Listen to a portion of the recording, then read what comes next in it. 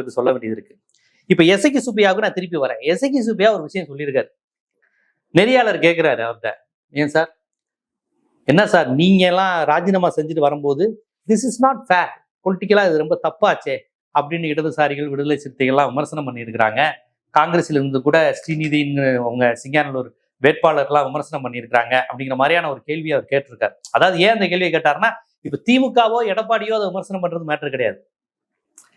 அவங்க போட்டி rebel group விமர்சனம் பண்ணுவாங்க, திமுக எதிர்கட்சி விமர்சனம் பண்ணுவாங்க. ஆனால் இதே விஜய் கட்சியை ஆதரிக்கிற இன்னொரு குரூப், எசகி சுப்பையாவுக்கு முன்னாடியே விஜய் கட்சியை ஆதரித்து தாங்கி நிற்பவர்கள் இடதுசாரிகள் தான், தாங்கி நிற்பவர்கள் விடுதலை சிறுத்தைகள் தான், தாங்கி நிற்பது முஸ்லீம் லீக் தான், தாங்கி நிற்பது காங்கிரஸ் தான்.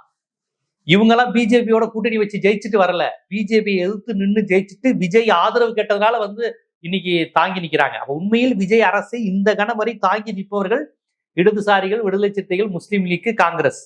ஆனால் அவர்கள் குறித்து எசகி சுப்பையா சொன்ன பதில் தான் கவனிக்க வேண்டியது. என்ன சொல்றாரு, அப்படியா இவங்க என்ன ஆதாயம் பிரதிபலன் இல்லாம இங்க வந்தாங்கன்னு சொல்ல முடியுமா? நான் கேட்கலங்க, எசகி சுப்பையா கேட்டிருக்காரு.